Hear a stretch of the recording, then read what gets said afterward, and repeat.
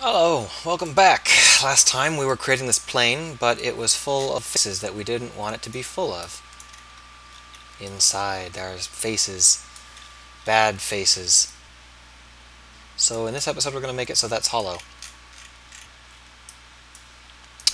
The way to do that is to use a function called isTransparent. Now, if you followed along with my first version of this, you may actually remember most of these functions. These are slightly more polished than the ones I was using back then.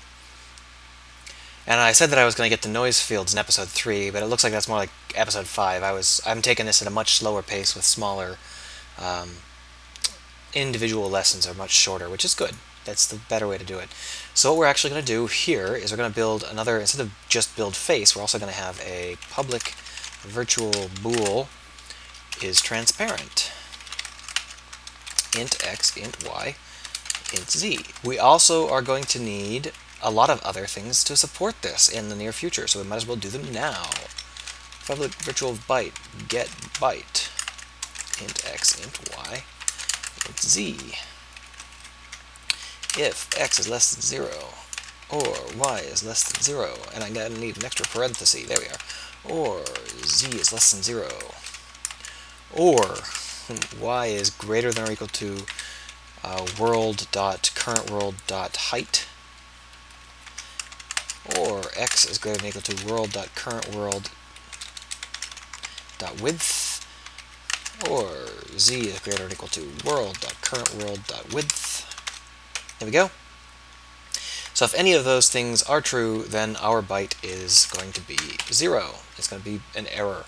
That's actually not true, but it's true for now. Later on, we're going to have it actually go over to the next chunk and look there.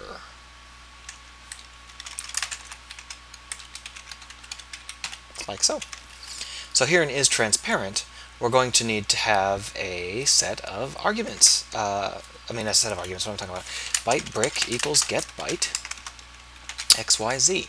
We're going to get a byte, and we need to have a switch statement for our beautiful brick. So what are we going to do exactly with this switch statement?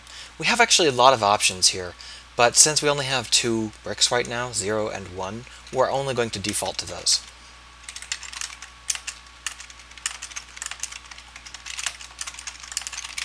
So we're culling interior faces.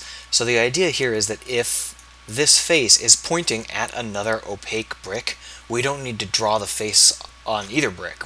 That face will never be seen. And that will definitely cut down on the number of faces that we draw, which will radically reduce the number of vertexes we use and triangles we use by more than half. We'll end up cutting all of them down. So here, this is our left wall. So we're going to say, let's go ahead and just mark them all.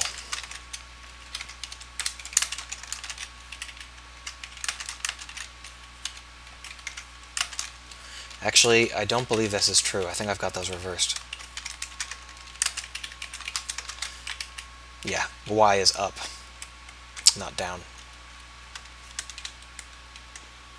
And I believe that this is front and back, but I might have these backwards.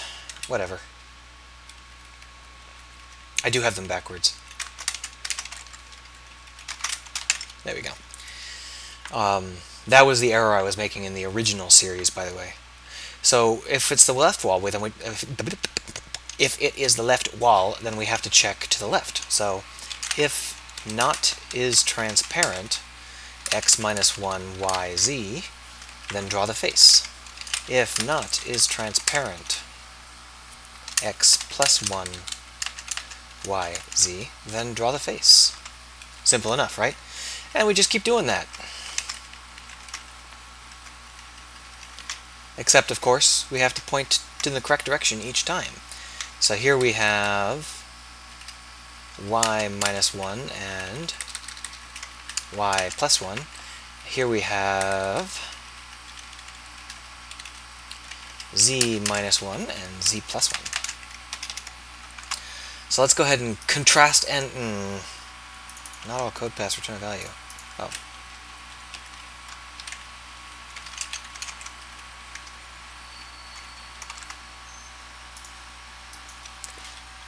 Ah! Oh no! We fell through! What happened? It looks like our y-axis is screwed up.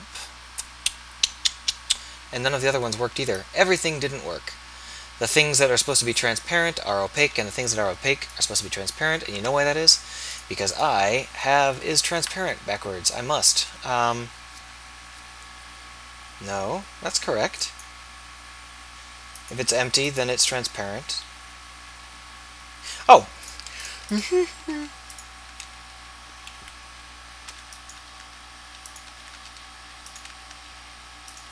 Let's make basic logic errors.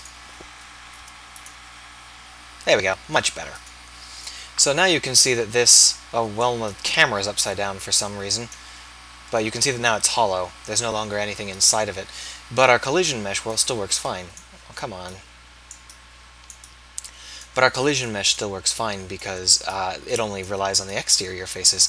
In fact, the collision mesh is going to be the slowest part of this entire chunk calculation thing.